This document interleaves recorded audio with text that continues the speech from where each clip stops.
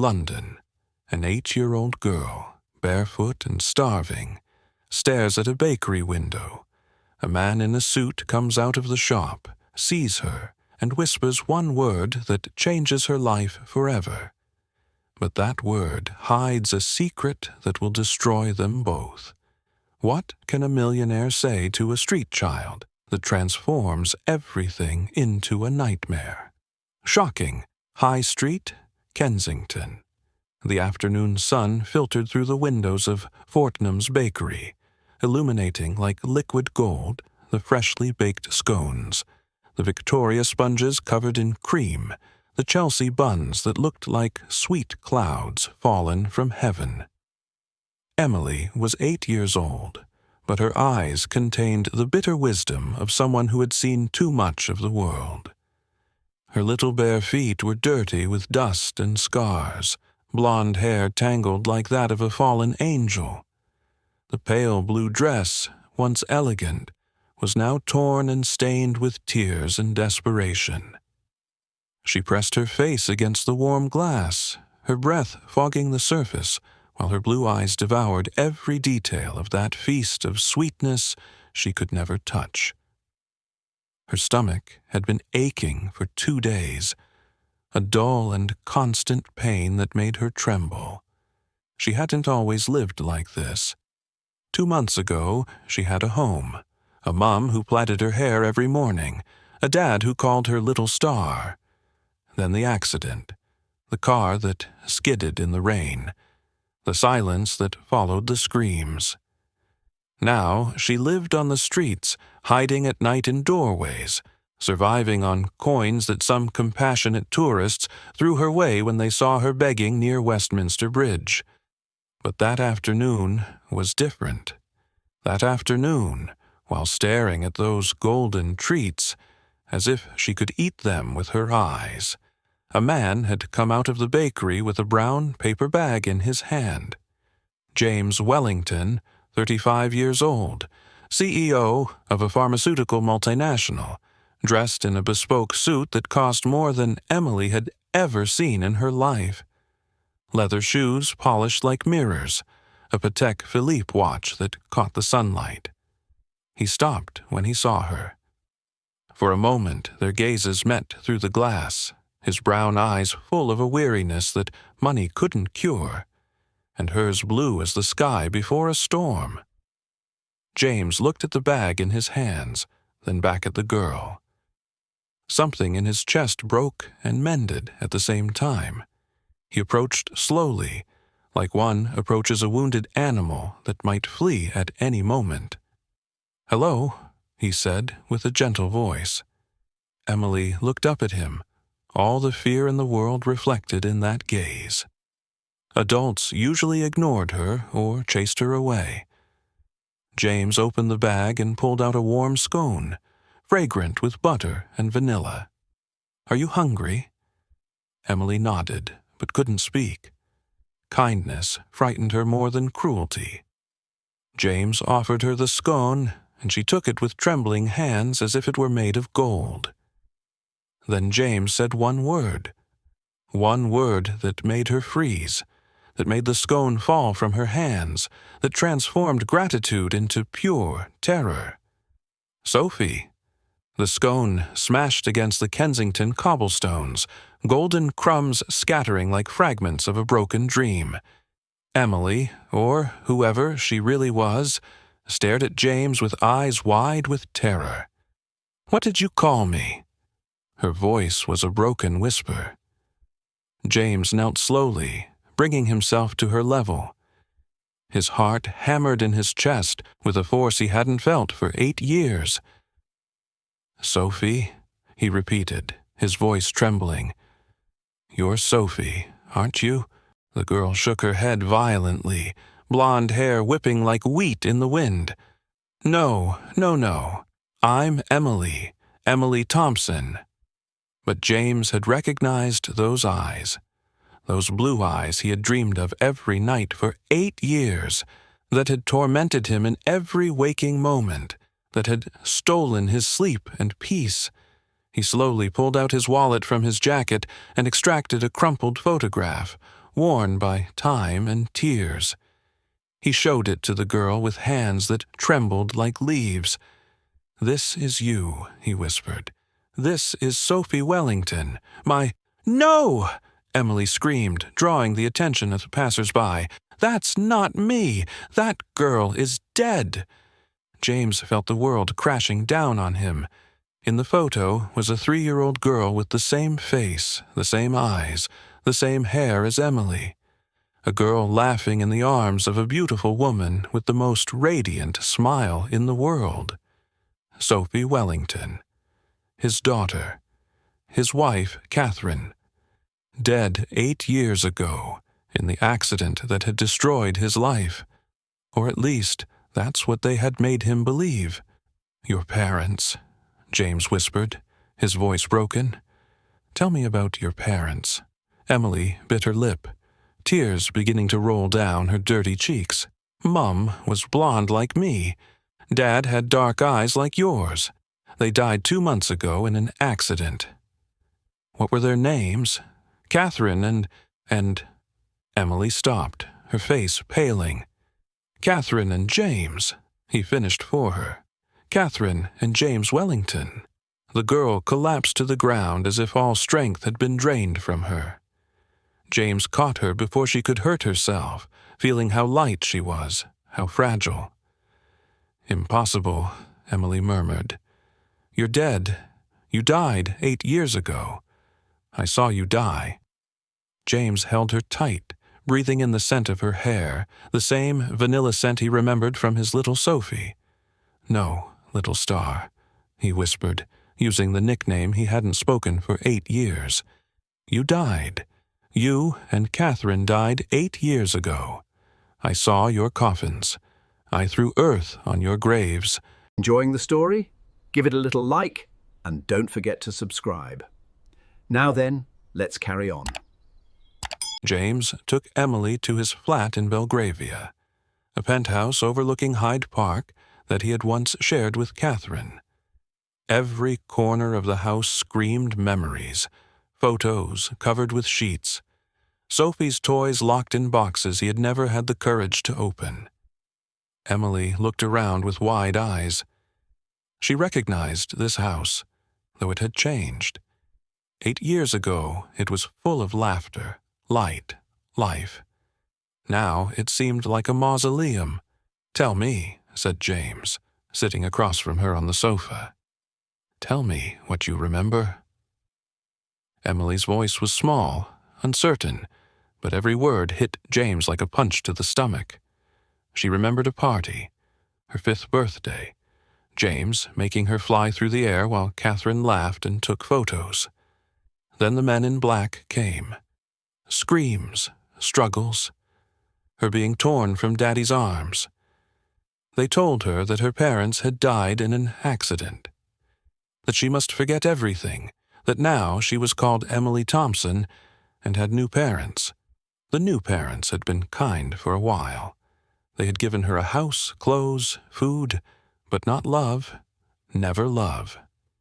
And they had made her repeat her new story every day until she had almost forgotten the real one. Then, 2 months ago, they really died. Car accident. And she ended up on the streets again, with nothing and no one.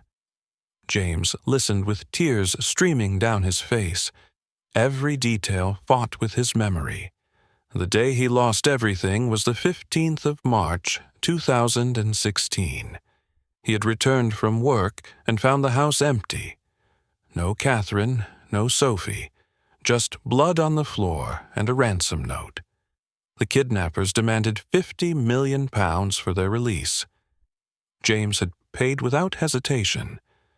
But on the day of the exchange, they handed him 2 closed coffins.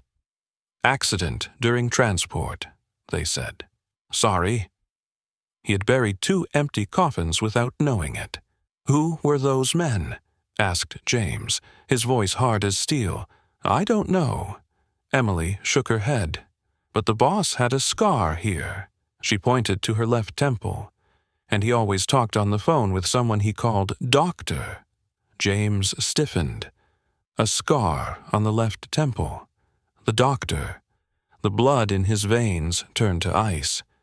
Dr. Alexander Black, his ex-partner, the man with whom he had founded Wellington Black Pharmaceuticals and whom James had discovered trafficking illegal drugs. The man he had reported to the police, causing the ruin of his career. The man who had sworn revenge.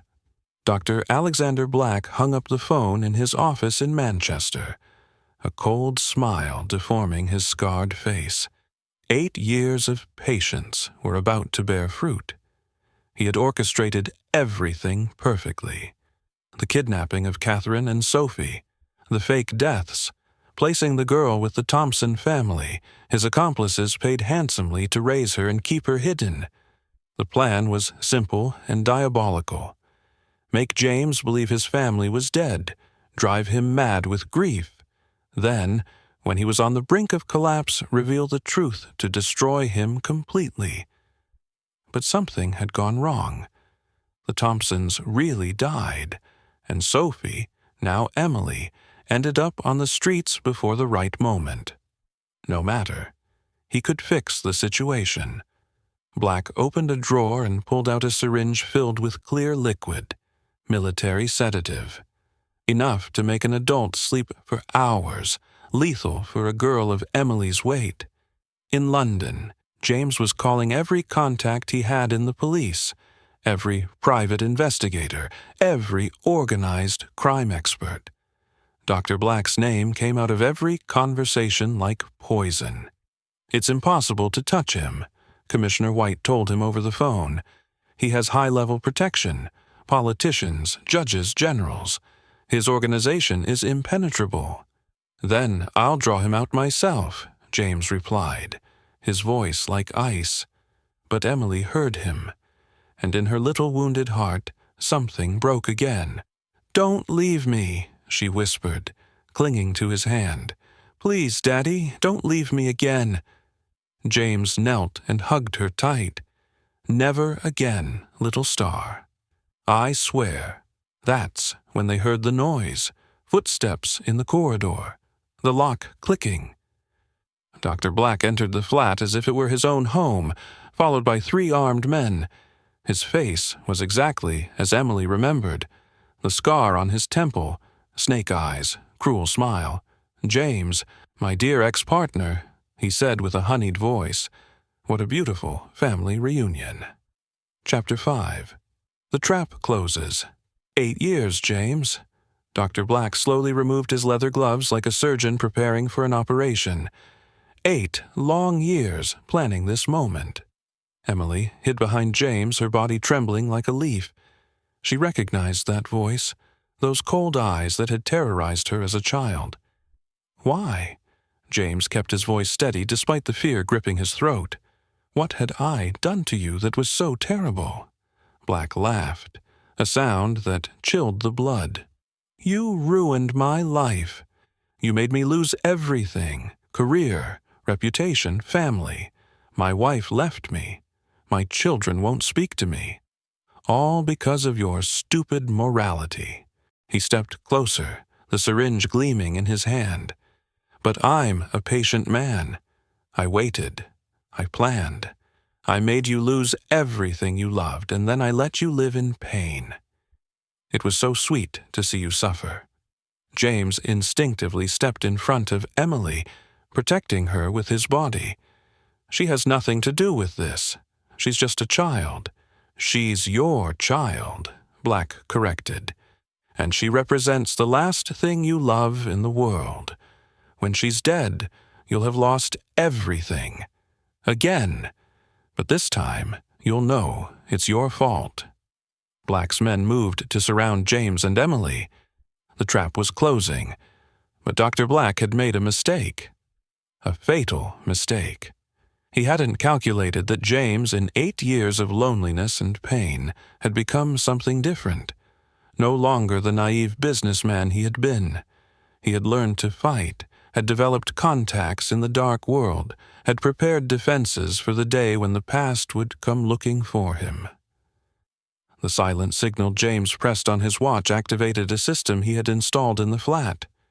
Within seconds, The windows were armored, the doors sealed, and an odorless gas emerged from the walls that would neutralize the intruders.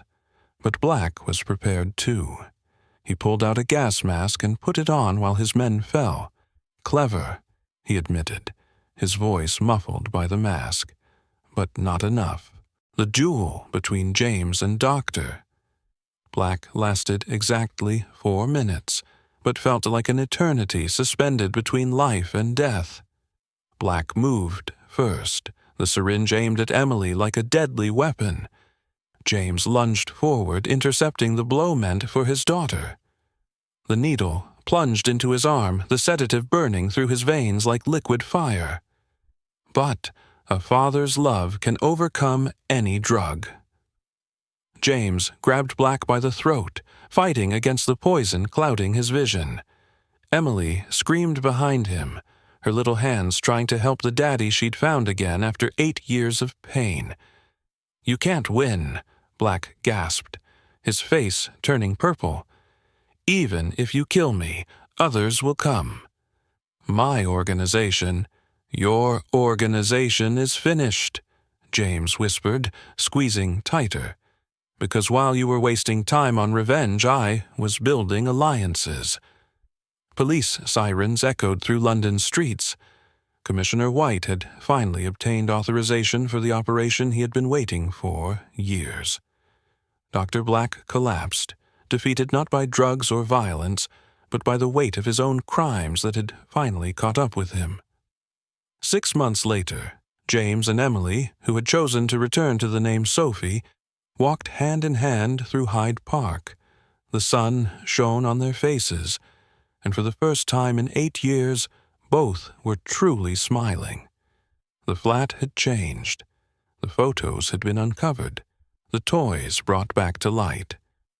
Sophie had a new room, but still slept in James's bed, clinging to him as if she feared he might disappear again. Dr. Black and his organization had been completely dismantled, accomplices arrested, crimes exposed, victims finally free. Sophie had testified with the courage of a warrior, her small but firm voice helping to bring justice. James had sold his company and created a foundation for missing children, transforming his pain into hope for other destroyed families. "Daddy," said Sophie as they stopped in front of Fortnum's bakery, "can't we buy a scone?" James smiled, remembering that afternoon that had changed everything. "Of course, little star. All the scones you want." As they entered the bakery, the baker, who had seen everything that first day, winked at them and set aside the most beautiful treats for the girl who had found her daddy again. Sometimes miracles come when you least expect them, hidden behind dusty shop windows and broken hearts. Sometimes love really does triumph over everything, even the deepest darkness. And sometimes a barefoot girl staring at a bakery can change the entire world with just one look.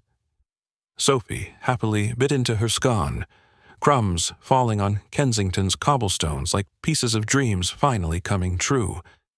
The Wellington family was together again, and this time no one would ever separate them. Has this story touched your heart? Has it made you think about how fragile happiness is and how powerful a family's love can be? If you also believe that every child deserves a family that loves them, that no crime should go unpunished, and that love can truly conquer evil, give this video a like and share it. Tell us in the comments, have you ever helped a child in need? Do you believe in second chances? Do you know stories of families reunited against all odds? Share your experiences, and let's get this message of hope to as many people as possible. Because sometimes the greatest treasures hide where you least expect them, and true love always knows how to find its way home. Subscribe for more stories celebrating the power of family and human courage. Like, comment, share and subscribe for stories that touch the soul and change hearts.